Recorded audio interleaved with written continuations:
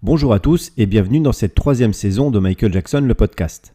Je suis ravi de vous retrouver pour une nouvelle aventure à la découverte du roi de la pop. Cette saison, j'ai imaginé un tout nouveau format plus court et plus régulier pour vous accompagner encore plus souvent. Chaque épisode vous plongera dans un sujet varié et inédit, qu'il s'agisse de ses collaborations légendaires, de ses inspirations artistiques, de ses moments de vie ou des anecdotes méconnues qui ont marqué sa carrière. Lors des 2 premières saisons de Michael Jackson, le podcast, je vous ai parlé de sa vie et de son œuvre. Dans cette 3e saison, nous allons revenir sur divers sujets afin de vulgariser et mieux comprendre certains aspects moins connus de Michael Jackson dans des épisodes plus courts mais plus réguliers. Le but ne sera pas de rentrer dans les détails, mais de survoler de nombreux sujets différents.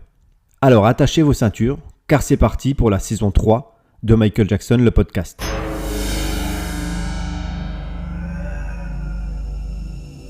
Aujourd'hui, nous allons aborder un thème qui a suscité énormément de débats, de controverses et de fascination.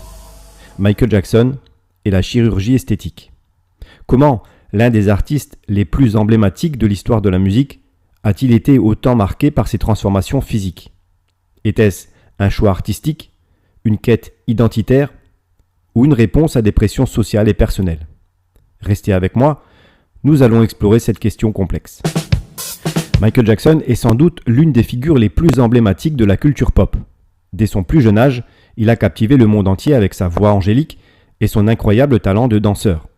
Enfant prodige des Jackson 5, il s'est vite imposé comme une superstar en solo, marquant l'histoire avec des albums légendaires comme Thriller et Bad.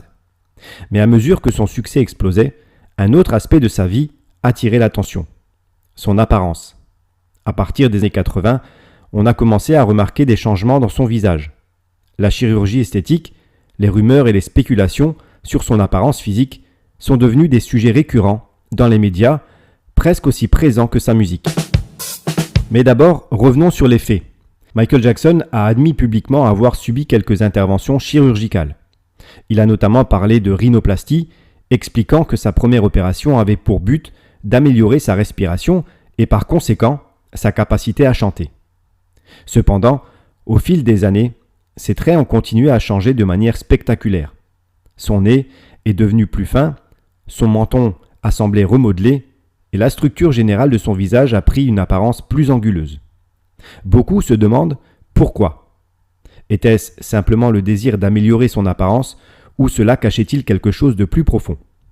Certains spécialistes évoquent la possibilité d'une dysmorphophobie, un trouble psychologique où une personne se focalise de manière excessive sur ses défauts physiques, parfois imaginaires. Ajoutons à cela une pression énorme de l'industrie musicale où l'apparence joue un rôle essentiel, surtout pour une star constamment sous les projecteurs. Mais pour comprendre les décisions de Michael Jackson concernant son apparence, il est essentiel de revenir sur son enfance. En tant que membre des Jackson 5, Michael a grandi sous l'œil strict de son père, Joseph Jackson. Les récits de maltraitance physique et mentale sont bien documentés et il semblerait que Joseph critiquait également l'apparence de Michael, notamment son nez. Ces commentaires auraient pu semer les graines d'une insécurité persistante. De plus, il est important de replacer cela dans le contexte du racisme systémique aux États-Unis. Dans les années 70 et 80, les standards de beauté étaient largement eurocentrés, ce qui signifiait que de nombreux artistes noirs ressentaient une pression pour correspondre à ces idéaux. Certains critiques ont suggéré que les changements de Michael reflétaient une tentative de transcender ces normes en adoptant une apparence plus neutre ou universelle. Une autre transformation majeure de Michael Jackson a été le changement de la couleur de sa peau. Alors qu'il était connu pour sa peau foncée durant sa jeunesse, à partir des années 80, il est devenu de plus en plus clair. Cela a alimenté d'innombrables rumeurs, certains l'accusant de vouloir nier ses origines afro-américaines. Mais la vérité est que Michael Jackson souffrait de vitiligo, une maladie de la peau qui provoque la perte de pigmentation par plaques. Dans une interview avec Oprah Winfrey, en 1993, Michael a parlé ouvertement de sa condition, expliquant qu'il utilisait du maquillage pour uniformiser sa peau. Pourtant, cette explication n'a pas empêché les spéculations et les critiques, ajoutant une pression supplémentaire sur un artiste déjà vulnérable. Au-delà des raisons personnelles, on peut également voir les changements physiques de Michael Jackson comme faisant partie intégrante de son personnage public. En tant qu'artiste, il a toujours cherché à transcender les barrières, de la musique au genre, en passant par les frontières culturelles. Sa transformation physique a peut-être été une façon de refléter cette ambition. Il est devenu une figure presque androgyne et intemporelle, échappant aux catégories traditionnelles. Cependant, cette transformation n'a pas été sans coût. Les médias ont souvent tourné ses choix en ridicule et sa vie personnelle a été scrutée sans relâche. Cela soulève une question importante. Jusqu'où un artiste doit-il se conformer ou s'éloigner des attentes pour rester fidèle à lui-même ? Michael Jackson reste une figure complexe. Ses transformations physiques, qu'elles soient motivées par des raisons médicales, psychologiques ou artistiques, reflètent les multiples pressions auxquelles il a été soumis tout au long de sa vie. Bien que certaines de ses décisions restent énigmatiques, elles témoignent également de la vulnérabilité d'un homme qui, malgré sa célébrité, cherchait sans cesse son identité. Jackson a révolutionné la musique.